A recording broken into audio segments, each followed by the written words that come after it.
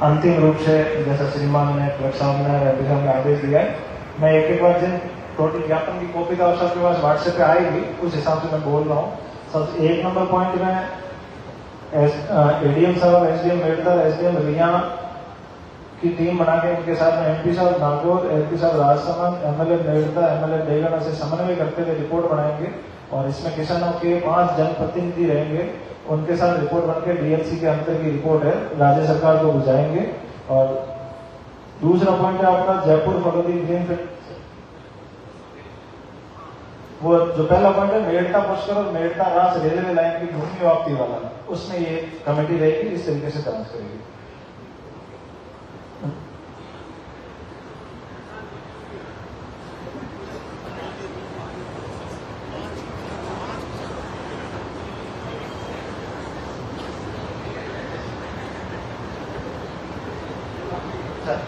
बिल्कुल सर, ठीक। Second point है जयपुर फलोदी जो ग्रीन फील्ड एक्सप्रेस वे का अलाइनमेंट अभी फाइनल हुआ नहीं है और अभी चर्चा अनुसार वो थार एक्सप्रेस वे से जो पहले जयपुर कुचामन नागौर फलोदी स्टेट हाईवे का ही प्रस्ताव है, जिसको विस्तारित करते सुदृढ़ करते हुए एनएस बनाने का प्रस्ताव भिजवाने हेतु राज्य सरकार को लिखा जाएगा।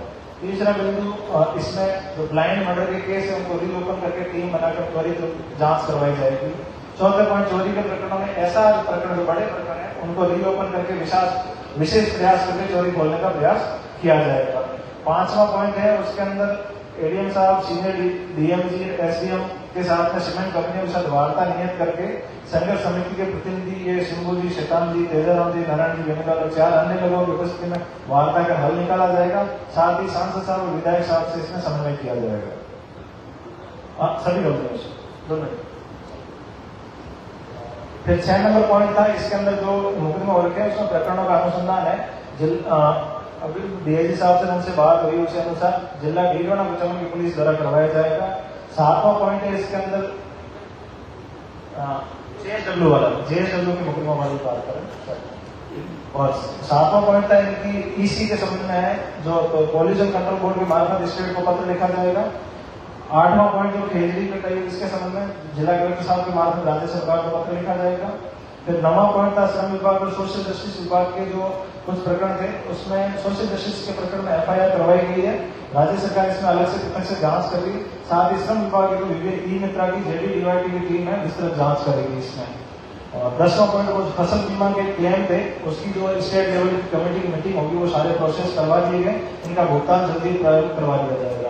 11वां पॉइंट था उसके अंदर अतिरिक्त निदेशक कृषि सीकर की अध्यक्षता में राज्य सरकार द्वारा कमेटी बनाई गई, उसमें जांच कर रही है। वो कमेटी यहाँ आने की सूचना प्रेस नोट द्वारा करवाई जाएगी। जांच पश्चात यदि दोषी पाया जाता तो उस संबंध में एसी में भिजवाने हेतु पत्र लिखा जाएगा।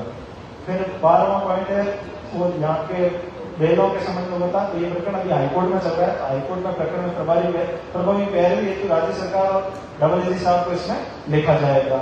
13वां पॉइंट जो बजरी प्रकरण वाला था उसमें पुनः सर्वे हेतु विभाग को लिखा जाएगा, डीजीपीएस या ड्रोन से सर्वे करवाया जाएगा, जिसमें संघर्ष समिति की उपस्थिति में करवाया जाएगा।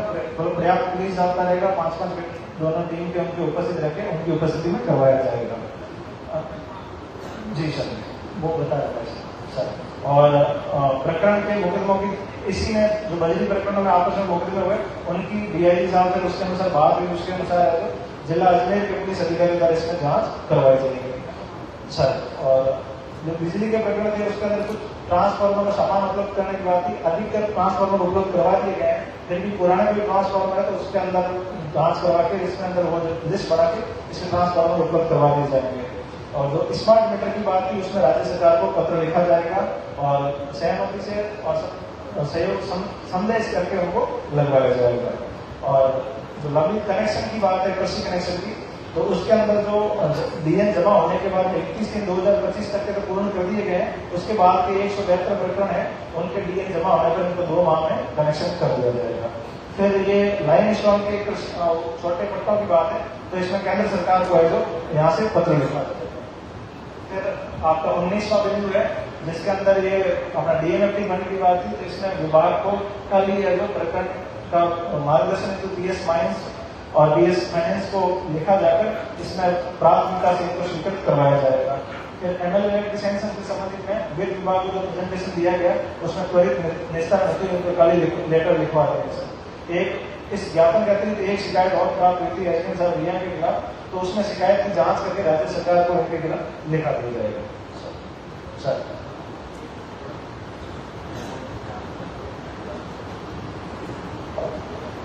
अपने जो करीब करीब मुद्दे थे आज, वो विशेष कर नागौर संसदीय क्षेत्र के नागौर जिले के मामले थे, जिसमें आम किसानों से जुड़े हुए बजरी के मामले, जो अपने 2-3 आंदोलन वहां भी किए थे। हमने कोशिश यही की कि गवर्नमेंट नहीं बिगड़े, बजरी के मामले के अंदर आम आदमी, गरीब आदमी को फायदा मिले। और हमने कभी ये नहीं कहा कि कानून हाथ में लेना है, लेकिन जिस तरह की घटनाएं हुई और घटनाओं में जब सच्चाई सामने आएगी तो दूध का दूध और पानी का पानी होगा। इसको लेकर एक तो मुकदमों की बात थी, रिया की, बजरी की, दोबारा ड्रोन सर्वे की बात थी, 177 की कार्रवाई की बात थी, एसडीएम से जो आपकी नाराजगी की बात थी, ये सारी चीजें इसके अंदर हमने रख ली। दूसरा, रेलवे लाइनर मेड़ता के ज्यादातर मुद्दे थे कि मेड़ता राज और मेड़ता फीकर। मेड़ता राज अडानी का है, तो इसके अंदर नई कमेटियां बना दी गई है। अभी नई कमेटी में सांसद विधायक भी रहेंगे, तो सारी बातचीत करके डीएलसी की दर भी बढ़ाए और विशेष रूप से विशेष पैकेज के रूप में किसान को कितना ज्यादातर फायदा मिल सकता है, इसकी स्टेटमेंट दिल्ली के अंदर यहाँ से भी रिकमेंडेशन हमारी कमेटी भेजेगी और हम प्रयास करेंगे कि ज्यादा से ज्यादा जिनकी जमीन जा रही है उनको बाजार भाव से बराबर या बाजार भाव से कैसा दोगुना मुआवजा मिले, ये हमारा प्रयास रहेगा। और यही बात हमने राज्य सरकार ने दिन भर करी है। 2-3 सीमेंट कंपनियां जो यहाँ पर आई है, चाहे क्यूचर के अंदर है, चाहे अंबुजा का 500 दिन से धरना चल रहा है, या जेएसडब्ल्यू का मामला है, 3-4 मुकदमा दर्ज हुए, उनकी जांच निर्माण करी जाएगी, ये बात हो गई। और अब जेएसडब्ल्यू की वार्ता जो है, इसके अंदर आपके प्रतिनिधि साहब बैठेंगे, सीनियर अधिकारी साहब बैठ जाएंगे, हमारे को भी रहता है, हम भी आपकी बात सुनेंगे। और जेएसडब्ल्यू का जो संघर्ष आपका चल रहा है, या क्यूचर के अंदर जिस तरह का मामला चल रहा है, तमाम सीमेंट कंपनियां, देखिए रोजगार लगे, हम रोजगार के खिलाफ नहीं है, लेकिन रोजगार और कंपनियों की आड़ के अंदर किसानों को यहाँ से बेदखल नहीं होने देंगे, ये हमारा वादा आपसे, क्योंकि हमारे लिए आप पहले हो, कंपनियां बाद के अंदर। और जितने हमारे इश्यू थे, पॉइंट वाइज जो इश्यू थे, जैसे आपकी जिनसे ज्यादा नाराजगी थी उनके मामले में आप आगे, वो तो मामला में लोकसभा के अंदर अलग तरीके से लिख के, और दूध का दूध पानी का पानी, वो तो मेरा मामला है और आपको उसका अलग तरीके से होगा, वो यहाँ का मामला नहीं है। बाकी तमाम मुद्दे जो मेड़ता, नागौर, क्यूचर और दोनों हमारे जिलों के थे, वो सारे मामले इसके अंदर में बिजली के, फसल बीमा के, श्रम विभाग के जो एसीबी से जांच करने की बात थी, दूसरे विभागों की बात थी, करीब 17-18-19 जो डीएमएफटी का हमारा पैसा जो अटका हुआ पड़ा था, बस इसके अंदर भी इसका रिकमेंडेशन भेज के राज्य सरकार से ये निर्देश मांग लेंगे कि इसको क्या कर सकते हैं। और एमएलए थे भी इसका क्यूचर का, तो करीब करीब जो मुद्दे थे वो हमने इसके अंदर लिख दिए और करीब करीब मुद्दों पर हमारी सहमति बन गई। और निश्चित रूप से जो वार्ता रही है और जो 3 घंटे तक वार्ता करी, हमारे दोनों पूर्व विधायक और जो जनप्रतिनिधिगण इसके अंदर गए, जो इसके अंदर प्रभावित लोग थे, उन्होंने ढंग से एक बिंदु पर वार्ता करी। हम चाहते हैं कि सरकार को बिना वजह परेशान नहीं करे, लेकिन हम ये भी चाहते हैं कि सरकार भी बिना वजह किसी गरीब, किसान, दलित, शोषित और जवान को परेशान नहीं करे। अगर परेशान करें तो हम सड़क पर मिलेंगे। ये 80 दिन का जो आंदोलन था उसको छोड़ के लगातार 6 दिन नागौर, आज सुबह मैंने दूरसंचार सलाहकार समिति की बैठक ली, ये पहली बैठक हुई नागौर के अंदर। कौन सी बैठक? कितने एमपी आए होंगे आपको 15 साल के अंदर बताओ। इसी व्यक्ति ने बैठक की कि बीएसएन को कैसे बढ़े, कितने टावर लगे, इसका जो बात आती करके हमने बैठक ली।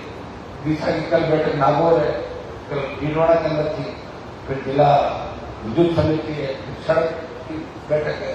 तो प्रयास एक सांसद, मैं जब जयपुर में धरने में बैठा, बहुत से लोग ये कहने लगे कि हनुमान जी आप एमपी भी हो, आप तो 80-85 दिन से धरने में बैठो, इतना लंबा धरना किसी नेता ने राजस्थान में आज तक नहीं दिया कि रोज यहाँ बैठक